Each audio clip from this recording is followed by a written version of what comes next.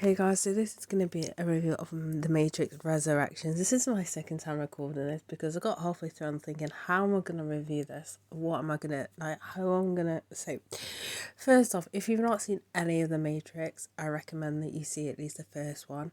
I don't recommend you listen to this review because I'm going to spoil it a little bit from the third film, but you need to kind of, I thought, as a reviewing, I think I need to kind of to kind of like mention that bit. But anyway, so if you're beginner to the whole Matrix thing, go watch at least the first one, or you just watch all of them and then come back to this review and then go watch the film, because I definitely recommend that you see the first one first. It's not necessarily a film you can jump into just because it's a little bit like you get a better understanding of what the Matrix is if you've seen at least the first one.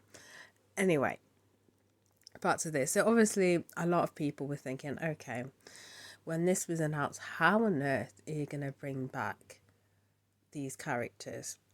So basically how they brought back, it's all explained, like everything explains all the things you've been thinking about. It's literally the whole film explains it.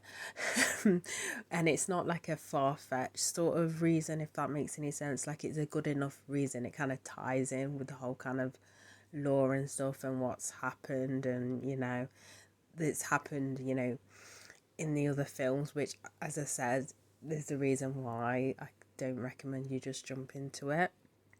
Now, saying that, there is a lot of kind of what do you call it again?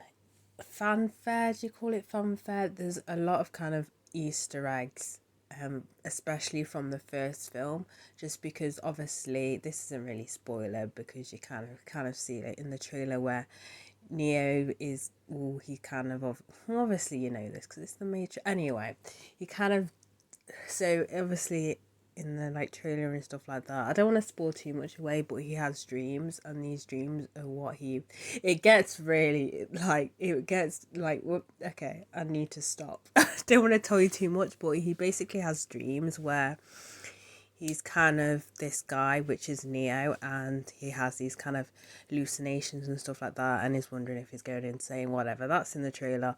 I'm gonna like end it at that. I'm not gonna explain other stuff as well in his kind of world, in the real world. Well, not the real world. What am I talking about? He's not in the okay, whatever. In the world that he's kind of been put into. Okay, that's all I'm gonna say now. I'm not gonna get into that, or no. We're just gonna focus. So anyway, I've lost my trail of thought. So as I said, he's kind of obviously, as he's trying to kind of, he's having these like dreams and stuff like that, and he's trying to piece together that, oh, okay, he is this, guy, he is Neo, this guy called Neo. You get kind of, there's a lot of like clips and stuff from the first film, a lot of Easter eggs and stuff like that. So it's kind of fun. Like, this has not got a lot of like a lot of kind of a positive like thing from critics, and you kind of can understand, because if you look in depth in the actual film, it's kind of more of a rescue sort of thing. So there's nothing new added to the trilogy of the Matrix. It is more so, this film does come across more so as like fanfare. I think that's what you call it. So I can understand why critically they're not, they're not necessarily giving it praise, because it kind of, it doesn't necessarily add anything. But I will say Neo has gotten stronger. But anyway, I don't know if this was in the trailer. Well, I think it was in the trailer. I don't know. I only saw part. I didn't see all the trailers anyway. But there's that. But there's nothing necessarily more added to it. They've kind of updated how they kind of travel and stuff. But there's nothing necessarily plot wise, if that makes any sense. It's more kind of fanfare. But if you do really like The Matrix, you will really enjoy this. As I said, it's definitely one that you can't really get straight into. You kind of need to, even if you've not seen the films, necessarily you need to sort of know the kind of lure of The Matrix, if that makes any sense.